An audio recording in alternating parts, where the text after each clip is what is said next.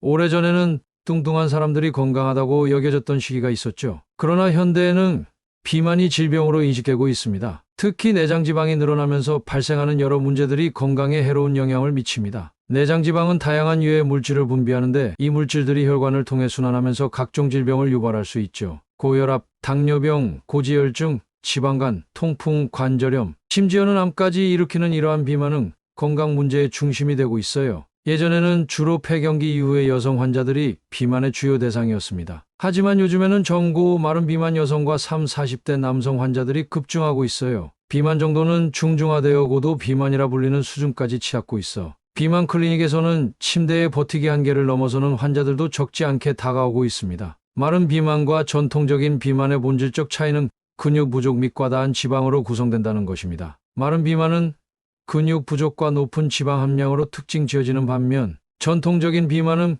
비교적 더 많은 지방을 가진 상태입니다. 근육량은 정상이지만 지방이 과도하게 축적된 경우 다이어트는 상대적으로 쉬우며 건강에 큰 해를 끼치지 않을 가능성이 높습니다. 젊은 여성들은 일반적으로 폐경기 전까지 내장 비만이 적게 나타나는데 이는 복부에 아이를 수용해야 하기 때문입니다. 그러나 최근 젊은 여성들은 내장 비만이 증가하고 있어 이는 더욱 조심스럽게 다가가야 할 문제로 부각되고 있습니다. 생활, 운동, 식습관에서 비롯된 질환들은 성인병의 위험을 높일 수 있습니다. 특히 근골격계가 약해지면서 골다공증과 같은 심각한 문제로 이어질 수 있습니다. 비만 환자에게 다이어트는 필수적이며 저는 10% 감량을 강조합니다. 이는 너무 높은 목표감을 피하기 위함입니다. 예를 들어 100kg 환자라면 처음 목표는 10kg 감량입니다. 이는 쉽게 달성 가능한 수준이라고 생각하며 많은 연구와 논문에서 체중 10kg 감량이 각종 질환을 개선시키고 정상화시킨다는 결과가 나왔습니다. 체중 감량이 고혈압, 당뇨,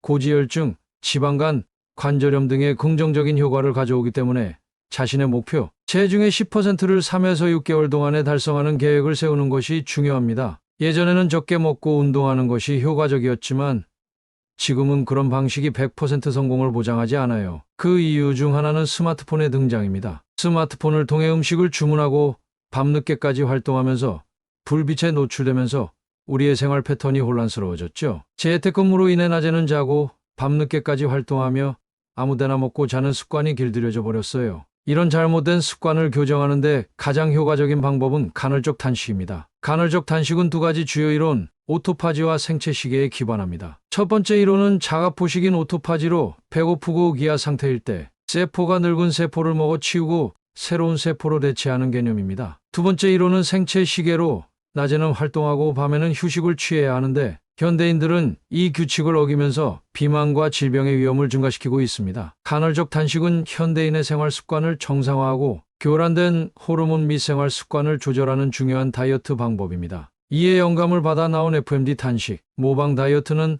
단식의 효과를 현대인이 더 쉽게 따를 수 있도록 고안되었습니다. 이러한 습관을 가진 환자들은 대사가 정상화되고 인슐린 민감도가 향상되며 성인병 예방과 건강 회복에 효과를 보고 있습니다. 간헐적 단식에는 엄격한 규칙이 없어요. 자기 습관에 맞춰서 아침 일찍 일어나는 사람은 아침에 식사를 하고 저녁을 일찍 마무리하면 되고 밤에 늦게 일하는 사람은 밤에 늦게 식사하고 아침에 굶으면 돼요. 그러나 주로 어두워지는 시간에 공복을 유지하고 잠을 자는 동안에 공복을 유지하는 것이 다이어트 효과가 큽니다. 간헐적 단식 시간에 너무 과도한 음식을 섭취하면 건강에 오히려 해를 끼칠 수 있어요. 굶는 동안 혈당 스파이크가 더 심해질 수 있기 때문이에요. 오래 굶은 상태에 있는 사람이 첫 끼 식사로 정제된 탄수화물을 섭취하면 혈당 스파이크가 160에서 180까지 올라갈 수 있어요. 그래서 간헐적 단식을 마치고 첫 끼 식사를 하는 시간에는 절대로 정제된 탄수화물을 줄이는 것이 중요합니다. 대신 풍부한 야채와 고품질 단백질을 중심으로 식사를 하는 것이 좋아요. 다이어트에서 피해야 할 중요한 것 중 하나는 당독소입니다. 당독소는 당과 아미노산, 지방이 만나서 생성되는 최종 당화 산물이에요. 일반적인 영양소들은 흡수되고 분해된 후 소변이나 대변으로 배출되지만 최종 당화 산물들은 몸에 머물면서 독소로 작용하고 피부, 눈, 간, 뇌 등 여러 기관에 부착되어 몸의 기능을 저하시킵니다. 특히 중년 여성분들에게는 피부 노화와 주름의 주요 원인인데 이에 대한 관심이 매우 중요해요. 당독소는 노화와 비만의 원인이기도 하죠. 독소가 쌓일수록 콜라겐이 역할을 제대로 못하게 되어 피부의 탄력이 떨어지게 돼요. 따라서 당독소가 많은 음식은 피하셔야 하는데 특히 굽고 튀기고 볶은 음식이나 직화구이, 바삭하게 튀긴 감자나 치킨 등이 그 대표적인 예시입니다. 물론 담근 과일이나 청에도 많은 당독소가 들어있어서 주의가 필요합니다. 그리고 당을 가열하면 갈색으로 변하면서 당독소가 증가합니다. 직화구이나 물 없이 튀기는 것, 그리고 과일청은 이러한 과정을 포함함으로 피하는 게 좋아요.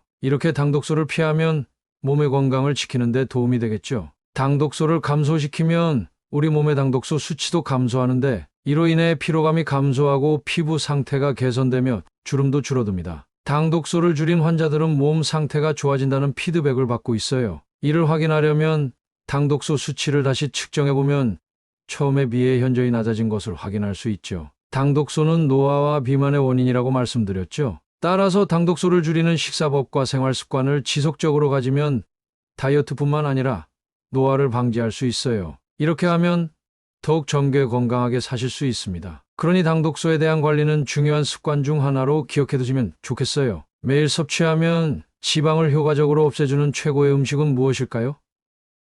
첫 번째는 야채입니다. 야채는 칼로리가 낮고 섬유질이 풍부하며 다양한 미네랄과 비타민을 제공해 우리 몸에 필요한 영양소를 공급합니다. 따라서 야채를 충분히 섭취하는 것을 항상 권장드립니다. 두 번째는 양질의 단백질입니다. 양질의 단백질은 몸의 포만감을 유지시켜주고 호르몬 및 근육 유지에 중요한 역할을 합니다. 또한 기초대사량을 높여줄 수 있어 신체 활동량을 증가시키는 데 도움이 됩니다. 따라서 양질의 단백질을 적절히 섭취하는 것이 중요합니다. 그래서 양질의 단백질은 일단 계란이 있겠고요. 두 번째 콩류가 있는데 낫또라든지 무가당 두유, 두부 이런 것들이 있고요. 매일 먹으면 지방을 효과적으로 없애주는 최고의 음식 중 두 번째로 소개하는 것은 양질의 단백질입니다. 양질의 단백질은 몸의 포만감을 유지시켜주며 호르몬 및 근육 유지에 중요한 역할을 합니다. 또한 기초대사량을 높여 신체 활동량을 증가시키는 데 도움이 됩니다. 따라서 양질의 단백질을 적절히 섭취하는 것이 중요합니다. 양질의 단백질을 제공하는 음식으로는 계란, 콩류, 낫또,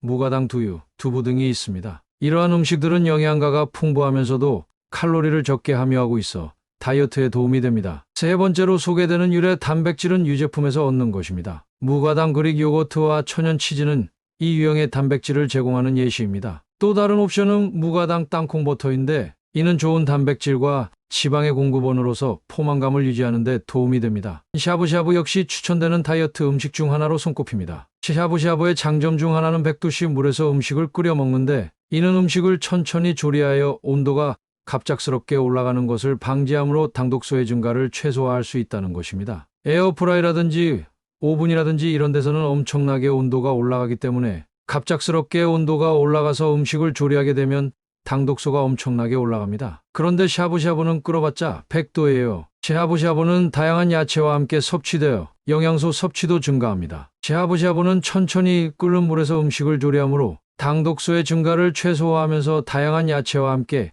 영양소를 효과적으로 공급할 수 있습니다. 정말 건강에 좋은 음식이죠. 현대인들의 다이어트에서 가장 나쁜 생활 습관 중 하나는 아무 때나 먹는 것입니다. 밤에도 먹고 낮에도 먹고 밤에 깨어서도 먹는 경우가 많아졌죠. 그렇게 먹게 되면 우리 몸에서는 언제나 인슐린이 분비되어 지방을 축적하는 기전이 활성화됩니다. 특히 우리 동양 사람, 특히 한국 사람은 췌장이 작아서 혈당을 아무 때나 마구마구 나오게 하는 생활 습관이 안 좋습니다. 아무 데나 먹는 습관을 버리고 적정하게 규칙적으로 음식을 섭취하고 나머지 시간을 쉬는 습관을 만들어야 합니다. 또한 수면 습관에도 신경을 써야 합니다. 현대인들의 다이어트에서 중요한 요소들이 좀 바뀌었어요. 이제는 운동보다 수면을 더 중요시하는 분들이 늘었고 현대인들의 수면 장애도 심해졌어요. 그 원인 중 하나가 인공발광 조명이에요. 휴대폰이나 태블릿 PC, TV 등 인공적으로 빛을 발산하는 기기들을 계속 보다 보면 우리 뇌는 낮으로 인식하게 돼요. 잠이 오지 않거나 수면의 질이 떨어질 수 있어요. 밤에는 휴대폰을 멀리 두고 조용한 환경을 만들고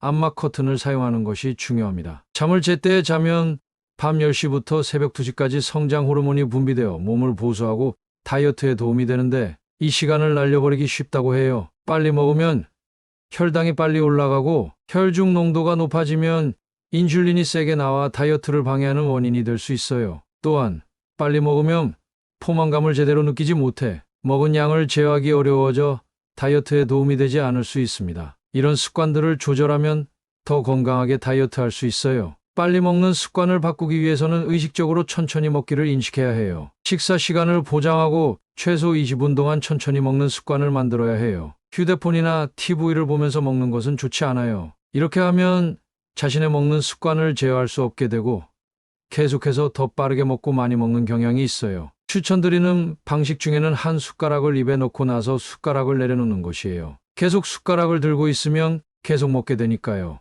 또한 숟가락보다는 젓가락을 사용하면 천천히 먹을 수 있어서 젓가락을 이용해서 식사하는 것을 권장해요. 급하게 체중을 감량하려고 하면 다시 급하게 체중이 증가할 수 있어서 조심해야 해요. 우리의 몸은 항상 자체의 균형을 유지하려고 노력하죠. 급격한 다이어트는 몸이 자체의 안정성을 유지하기 위해 근육과 수분을 빠르게 잃을 수 있어요. 그래서 천천히 빼는 것이 중요해요. 3개월 동안 천천히 체중을 줄이고 그 뺀 체중을 6개월 동안 유지하는 것이 몸이 적응하고 안정된 체중을 유지하는데 도움이 돼요. 체중을 잘 유지하는 것이 무엇보다 중요하죠. 3개월 동안 천천히 빼고 그 뺀 체중을 지속해서 유지하면 몸이 변화를 받아들이게 돼요. 지속적인 노력이 가장 효과적이에요. 오늘은 여기까지입니다.